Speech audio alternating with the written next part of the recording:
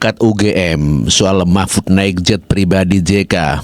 Harusnya lapor KPK. Ya, Pukat UGM meminta Mahfud MD untuk melaporkan ke KPK setelah Kaisang melaporkan gratifikasinya ke KPK.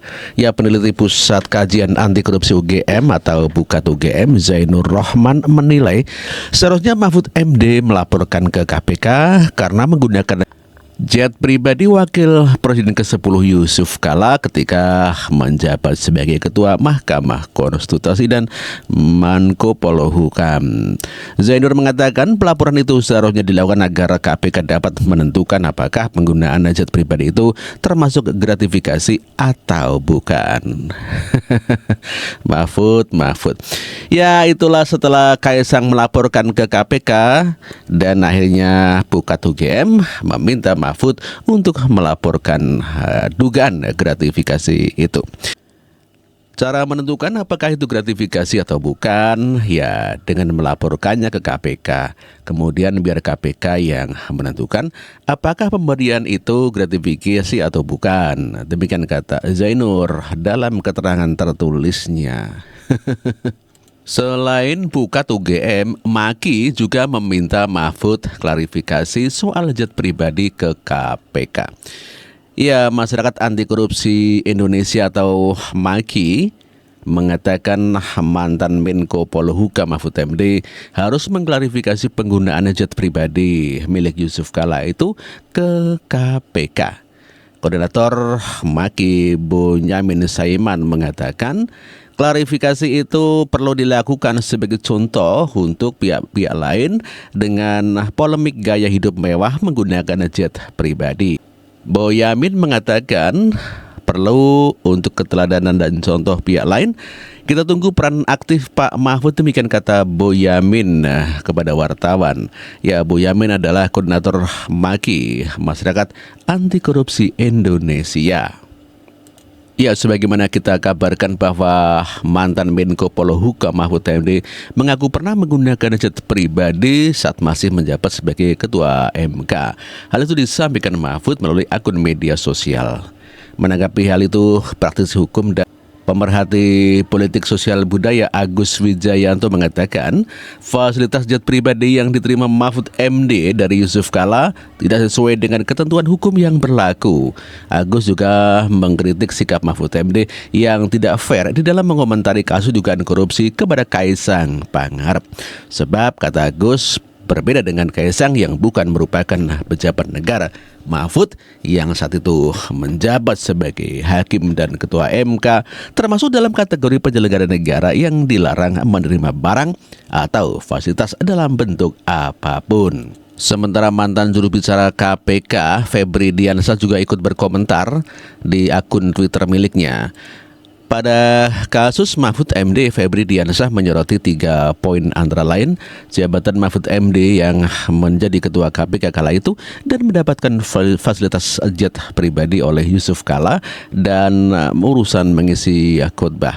Febri menyebutkan ada 3 hal yang perlu diperhatikan dalam konsep gratifikasi, yakni penerima adalah penyelenggara negara atau pegawai negeri, penerima gratifikasi berhubungan dengan jabatan PN, dan penerima gratifikasi bertentangan dengan kewajiban pegawai negeri.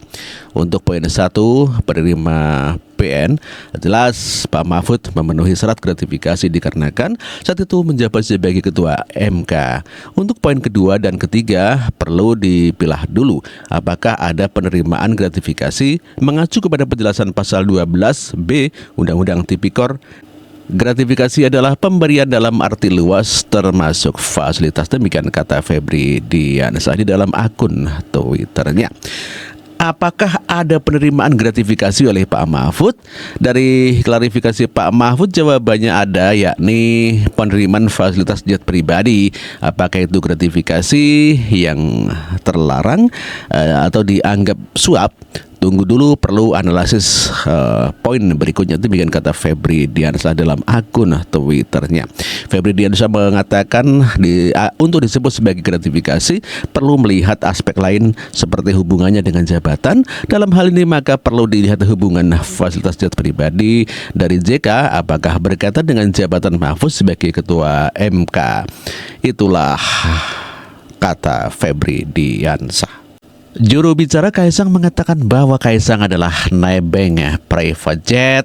Ya kalau di istilah angkot ada bangku tempel lah begitu ya. Dan inilah pernyataan juru bicara Kaisang.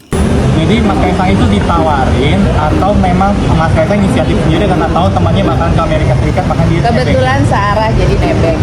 Jadi Mas Kaisangnya ditawarin atau mau langsung mengajukan diri? Nebeng aja, pokoknya itu kan diskusi antar teman aja.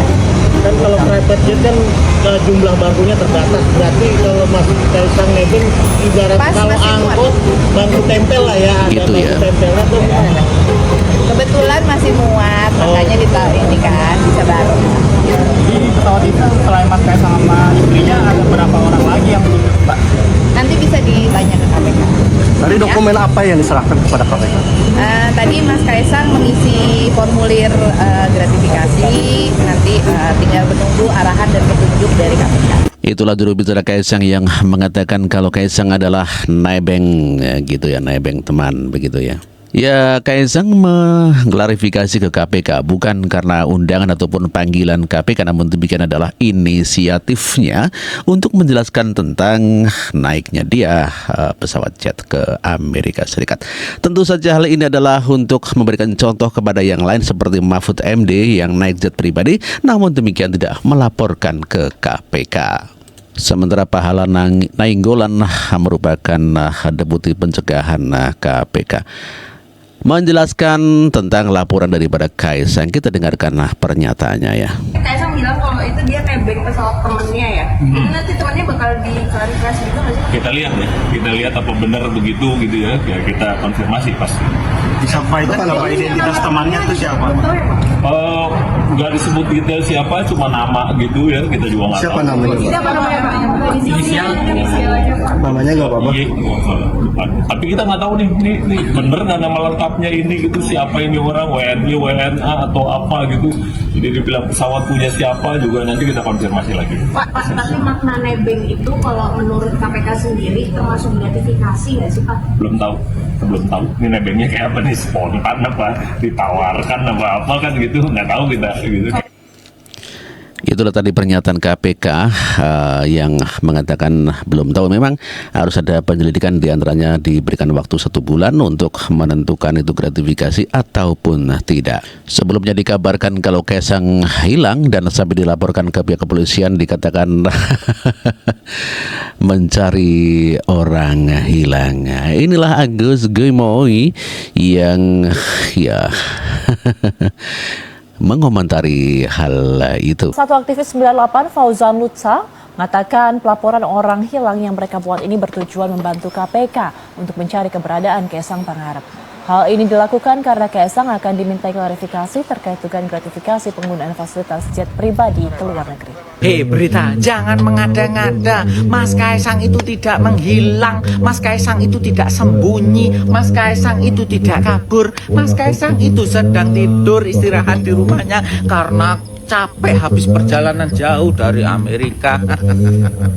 Mas Kaisang itu tidak yang seperti kalian tuduhkan. Mas Kaisang itu tidak korupsi, tidak gratifikasi, tidak KKN lah.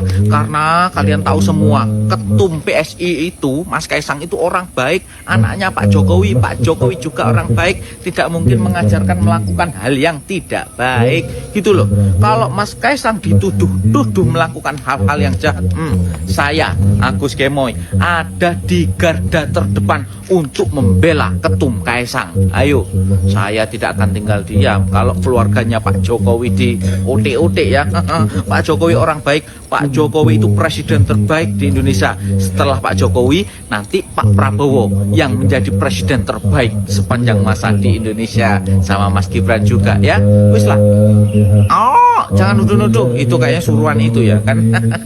Wis, Mas Kaisang, PSI selalu di hati. Itulah tadi Agus Gimoy yang pasang badan untuk membela keluarga Joko Widodo apabila diudik-udik.